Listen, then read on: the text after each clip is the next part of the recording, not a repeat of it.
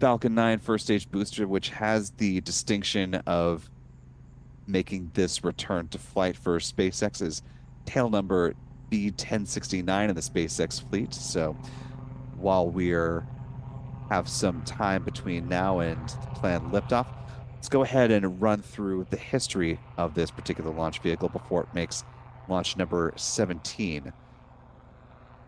First lifted off back on December 21st, 2021 for the Commercial Resupply Services or CRS-24 mission. That was followed on August 28th with the launch of this booster's first Starlink mission, 4-23. Following up on October 15th, 2022, it supported the launch of Hotbird 13F satellite. That and another Eutelsat would go on to replace the Hotbird 8, 9, and 10 for the company's 13-degree east position.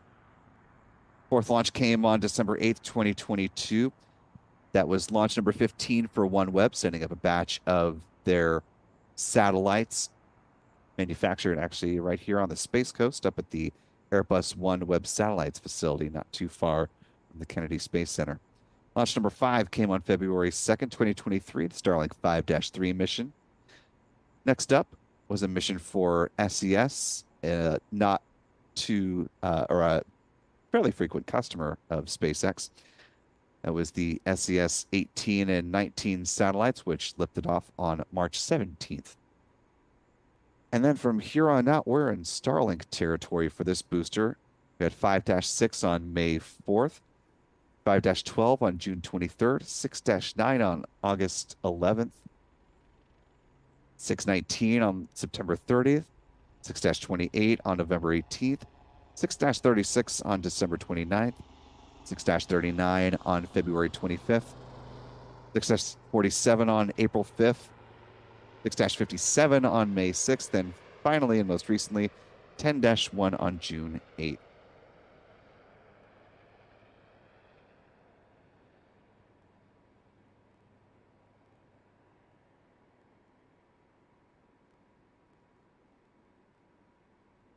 Currently T-minus 12 minutes, 19 seconds and counting.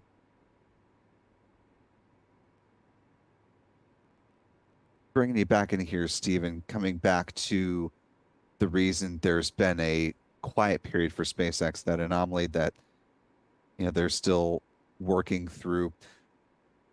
I suppose at this point, what more do you think we may hear from either SpaceX or NASA or perhaps the FAA about, what is still outstanding in the investigation? As you mentioned, and the FAA said in their statement they are returning the Falcon 9 to flying again, but I'm just bringing up this statement.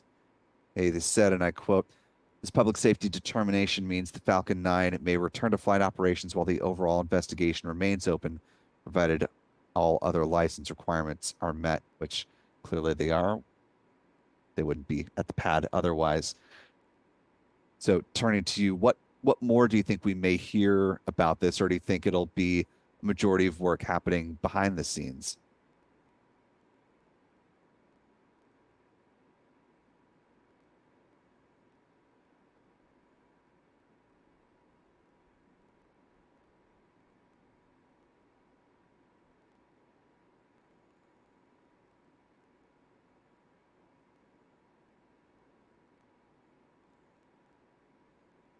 We may have lost Stephen. We'll work to see if we can get him back.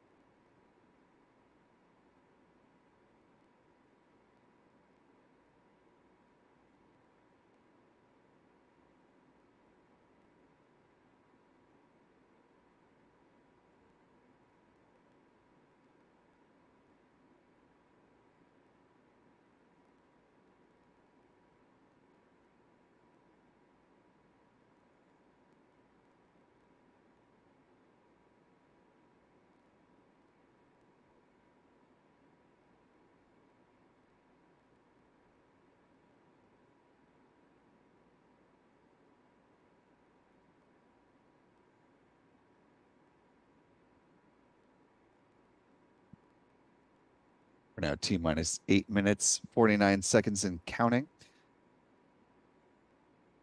As this is the return to flight for the Falcon 9 rocket, it seems pertinent to talk about the launch vehicle itself and give everyone a brief brush up on this particular launch vehicle. Falcon 9, of course, standing 70 meters or 229 feet tall with a diameter of 3.66 meters or 12 feet. Majority of that made up by the first stage. This particular first stage booster, as we just discussed, has launched 16 times before, looking for flight number 17 today. Base the first stage are 9 Merlin engines, which burn rocket-grade kerosene and liquid oxygen, producing 1.7 million pounds of thrust. Around the engine compartment are black carbon fiber landing legs, which are used to land the first stage on the drone ship. One up for this mission, of course, is just read the instructions. Above the first stage is the inner stage. It's a composite structure consisting of an aluminum honeycomb core surrounded by carbon fiber. Image on the right, you can see the deployable hypersonic grid fins. These are titanium winglets that provide stability and steering for the Falcon 9 as it falls through the atmosphere tail first, like a dart. At the top of the inner stage are 3 mechanical latches that attach to the second stage, the first stage main engine cutoff. High pressure helium is used to release those latches, and 4 pneumatic pushers ensure a clean separation. Second stage engine nozzle is also housed safely inside the interstage adapter until stage separation. Speaking of that upper stage, which of course has been topic of discussion for the last 2 weeks, powered by a single modified Merlin engine called a Merlin vacuum engine or an MVAC engine. As we pass the 7-minute mark and the chill down of the 9 Merlin 1D engines at the base of the first stage gets underway. Back to the upper stage, produces more than 200,000 pounds of thrust. It will be fired twice on today's flight, placing the 23 Starlink satellites into their intended orbit. MVAC engine burns the same propellant mix, that being RP1 and LOX, same as the first stage. Following the deployment of the Starlink satellites, it will ignite for a third time for a deorbit burn to drive the upper stage back into the atmosphere, where it will burn up, helping to eliminate the risk of any unnecessary space debris on this mission. Finally, up top, the payload fairings encasing the 23 Starlink satellites are made up of a carbon composite material. They stand 13.1 meters or 43 feet tall, or 5.2 meters or 17.1 feet in diameter. As we discussed, they will be recovered a little further downrange from where the first stage booster lands on the drone ship. They gently splash down under the support of parachutes.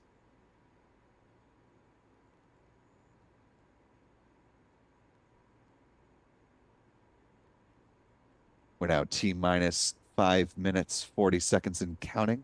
Just about a minute or so away from the start of the strong back retract sequence.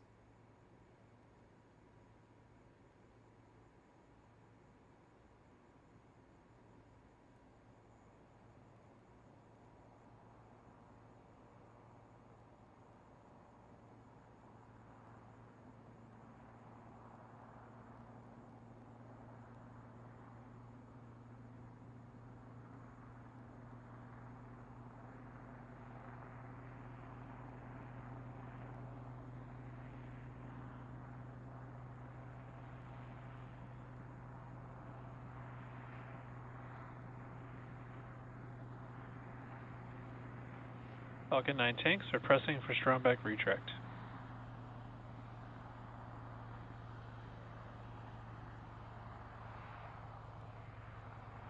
And as you just heard, they're preparing for that strong back retract that I just hinted at.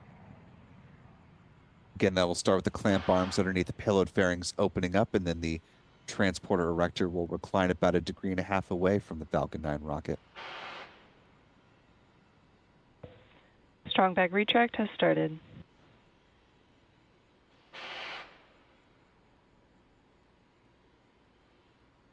Getting some views here from the crew access tower adjacent to the Falcon 9 rocket. Just as a quick programming note, you'll notice that our countdown clock slightly differs from the clock at the base of your screen, which is from SpaceX. Our clock is in real time. SpaceX coming through the feed from X, so that's why there's a slight discrepancy there on the timing. We'll be calling out the events based off of real time. Since, of course, we have our wonderful photographers, videographers standing by at the ready to bring you multiple views of this Falcon 9 as it ascends in just about 3.5 minutes. Certainly appreciate the more than 7,000 of you who are with us for this return to flight live coverage. If you haven't already, we'd certainly appreciate it if you hit that like button. Lots more folks to find their way into our live coverage. Also want to thank a few more folks for your support this evening as we hit the T-minus 3-minute mark and first stage LOX load should be wrapping up. We'll listen for that call momentarily.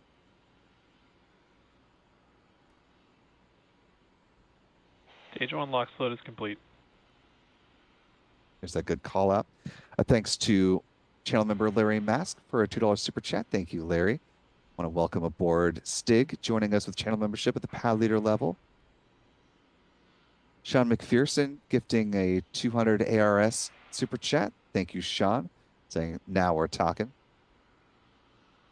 Michael McRory gifting 10 Spacefly Now memberships. Really appreciate that, Michael.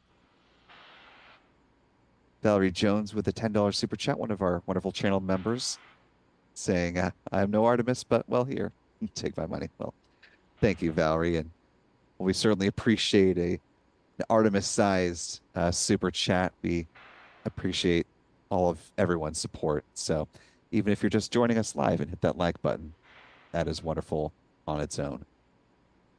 We're now T-minus 1 minute, 54 seconds and counting. Stage 2 LOX load is complete. And as you just heard, with the loading of Stage 2 wrapped up, the Falcon 9 is fully loaded with 1 million pounds of propellant. What you're seeing here are the ground gas closeouts.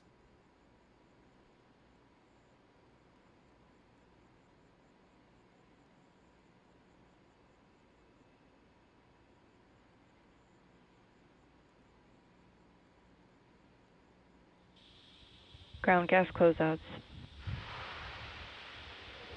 There's that call as we approach the final minute before the return to flight mission for SpaceX. We'll come back to more commentary and conversation with our friend Stephen Clark and a look at the live chat in a moment. But for now, let's take this final minute to focus on this Falcon 9 rocket.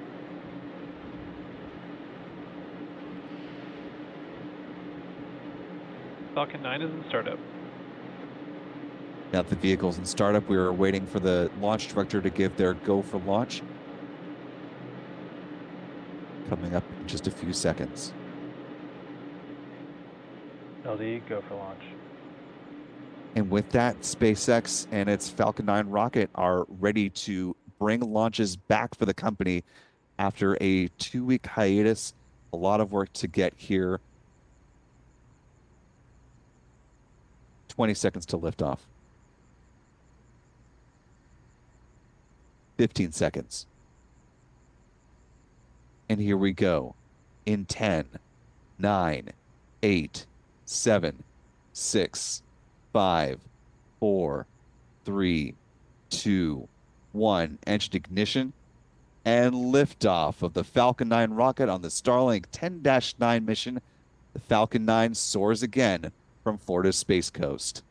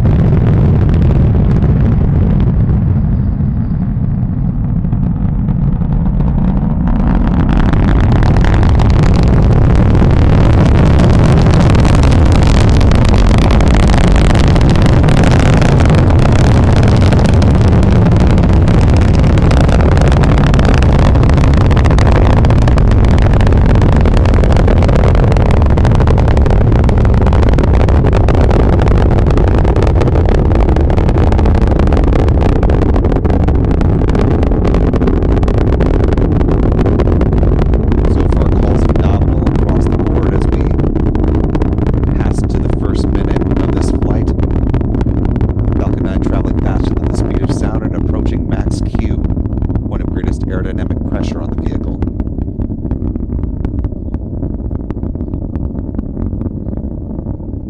Here's the call for max Q.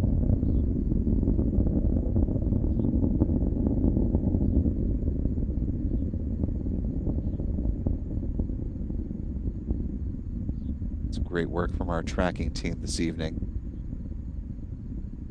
Coming up on a few different events in fairly rapid succession. T plus 2 minutes, 26 seconds will be first stage main engine cutoff, or MECO. That'll be followed 4 seconds later by stage separation. Then the Merlin vacuum engine on the second stage will ignite at T plus 2 minutes, 36 seconds. Then the payload fairings will be deployed just before the 3-minute mark.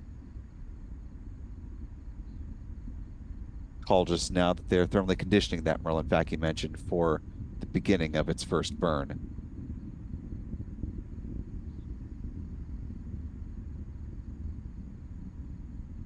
Good call for a nominal trajectory so far.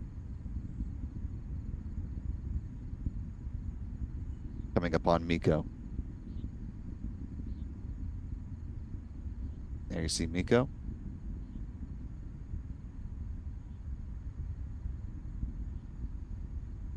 Stage separation, and there's that Merlin igniting.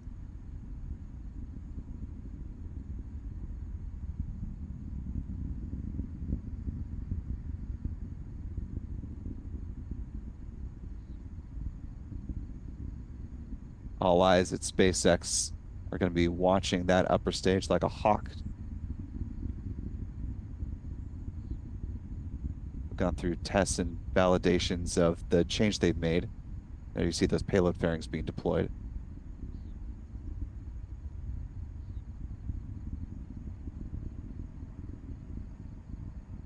Starlink's exposed to the vacuum of space for the first time on this mission now.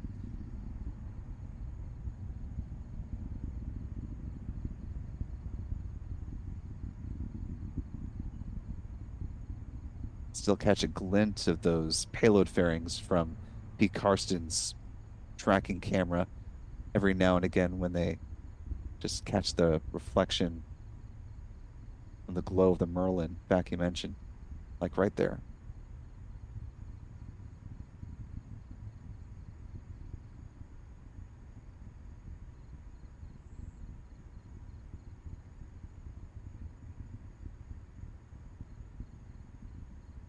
Coming up on the 4th minute of flight here.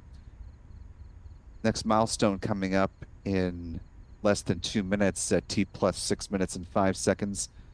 Will be the first stage entry burn beginning. That burn lasting a total of roughly 23 seconds.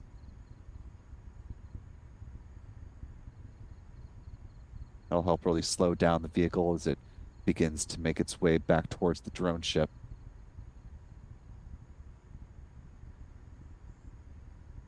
Falcon 9 first stage at about 115 kilometers in altitude. Has reached its apogee and now starting to make its way back down.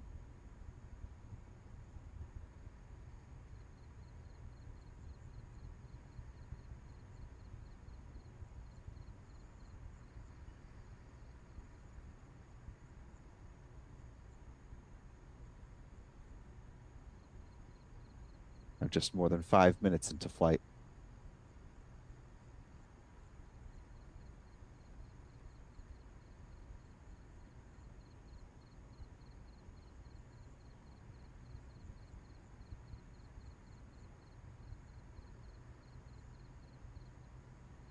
So far, all appears nominal with both first and second stages of the Falcon 9.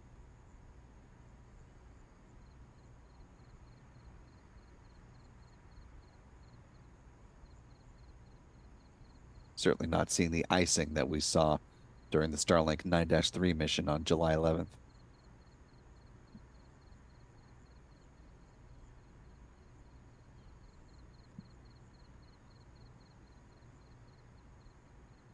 Now about 10 seconds away from the start of the entry burn.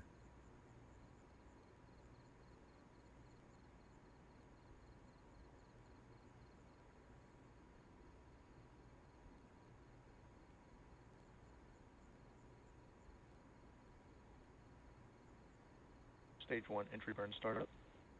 Stage 1 FTS is saved. There you see that burn beginning. Again, lasting about 23 seconds in total.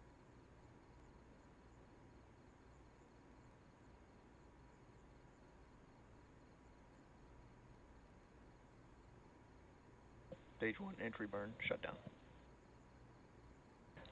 Both vehicles continue to follow a nominal trajectory.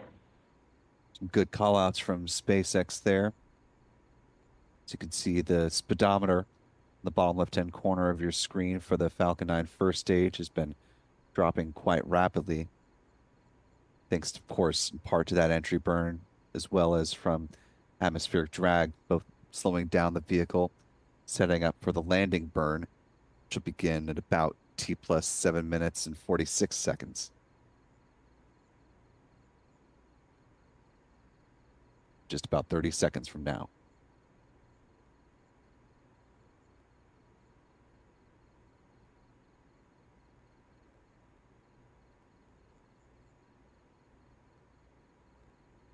Stage 1 transonic. Falcon 9 first stage traveling below the speed of sound. All these camera views while also putting on a good show for those watching at home. Also very important for SpaceX engineers in the event of an anomaly like we saw with the last mission. It gives them a lot of good visual data in addition to their telemetry data to go back and find the root cause of any issues Stage that may 1 come landing up. burn. There you see the landing burn now getting underway. You should see a view from the drone ship. Just read the Stage 2 instructions. is in terminal guidance.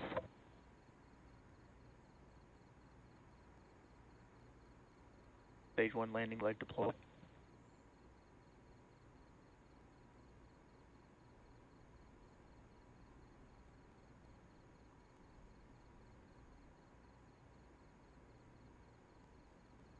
And for a 17th time, Stage 2 FTS is saved. Booster 1069 back on the drone ship. Stage 1 landing confirmed.